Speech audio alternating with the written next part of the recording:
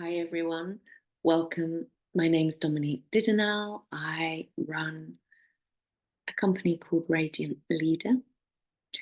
For the purposes of this video though, I'm sharing the work of a mystic who is very close to my heart, and that's the teachings of Eileen Caddy. I'm beaming to you from the Findhorn community in northeast Scotland. Eileen Caddy was a British modern day mystic, and she was one of the original founders of this spiritual community. Whether you've heard of the community or not, I don't think it really matters. But she was a prolific author and a dedicated spiritual practitioner, and she really embodied a radiance and a presence of love, and she listened to what she called the still small voice within. And then she wrote down the guidance, and even more remarkably, followed with absolute faith and trust the voice of that guidance. She called it God. You might call it the voice of the soul, the voice of the intuition, the voice of the divine, the universe, of life, whatever it means for you. Don't get hung up on the terminology. Just know that we might think of it as the heart, that we all have this place within us that goes beyond thoughts. It goes beyond feelings.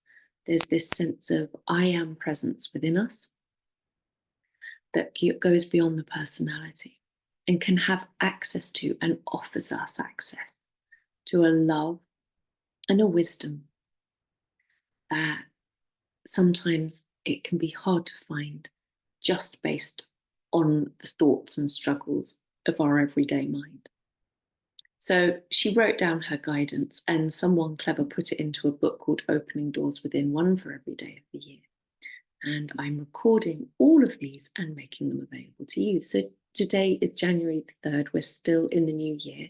Welcome if you're joining me, either on my YouTube channel or on my Facebook page. So this is Eileen Caddy's daily guidance for today, January the 3rd. Whenever you love, love wholeheartedly, and never be afraid to show your love. Let your love be like an open book that all souls can read. It is the most wonderful thing in the world, so let that divine love within you flow freely.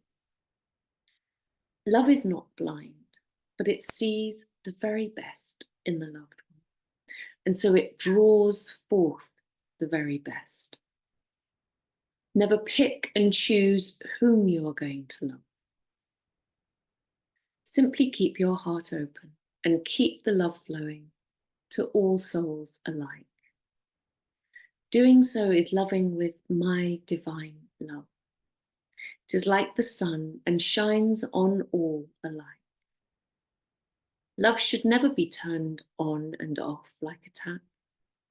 Love is never exclusive and never possessive.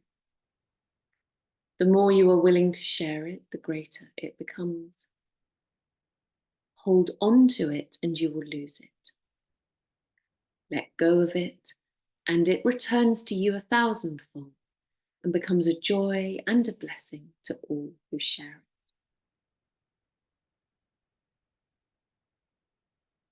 Well, this is our contemplation for today. And this idea that the more we give love, the more we receive love in the end.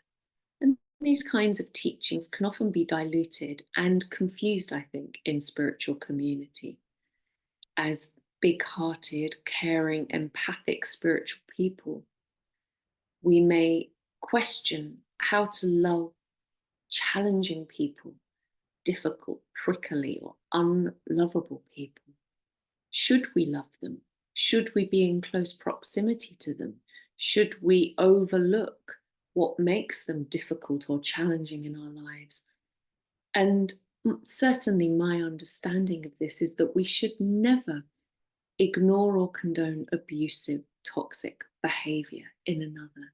It does nothing for us because it is not loving or compassionate for us to tolerate and be around someone that is abusive and disrespectful of our boundaries and our well-being and our personal space and our truth. It's not only not compassionate to us, it's not compassionate to that person. Because by enabling them to continue their abusive behavior, you are allowing them to stay in the wound of their karma, and in karmic terms, continue in that darker place of creating more and more karma for themselves, more and more negative consequences for themselves by staying stuck in a fear-based position. So this isn't ever about accepting abuse, and it is about being boundaried.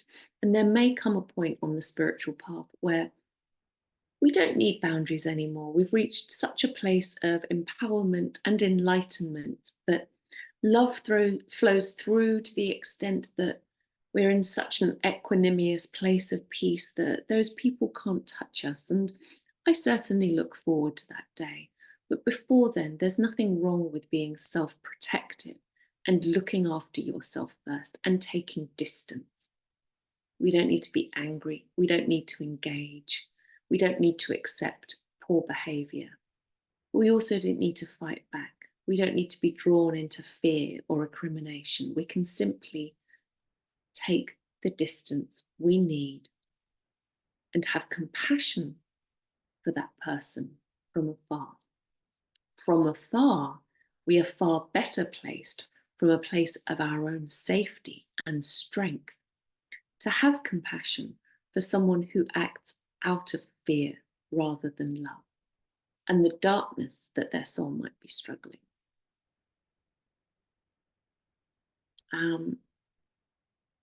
We often hear the concept of forgiveness misused, I think, to a certain extent in spirituality and spiritual terms, and misinterpreted as condoning poor behavior. But one of the most beautiful enlightened saints of the 19th, 20th century, Ramakrishna, spoke very articulately, in a very articulate manner, I should say, on this subject. He talked about the need to sometimes hiss at wicked people. And he told the story of a snake that was very malcontented personality and used to terrify the boys in the village, until he met a wandering guru, a wandering rishi, and this rishi blessed the snake, and all of the venom and the anger and the vitriol was removed from the snake, and the snake became filled with grace and love. Then, when the boys in the village saw that they could throw stones at the snake and sticks at the snake, and it wouldn't attack them and it wouldn't bite them, they attacked it. They threw sticks, they threw stones, and they beat it half to death. And the poor snake wandered off into its hole and almost died. When the guru came back, the rishi came back to that village a while later. He saw the snake almost half dead, battered and bruised, and said, "What's wrong? What on earth can happen to you?" And the snake told them, "The boys attacked me and I didn't do anything. They were wicked, but I didn't fight back." And the rishi said, "It's okay. You don't have to fight back in anger, but it's okay to hiss at wicked people." And I love that story because you don't see or hear many stories like this told by or made popular by the great saints of the great traditions. But there's really something very powerful here. It's saying, just because you're a good spiritual person, it doesn't mean you can't protect yourself. There are bad people on the planet.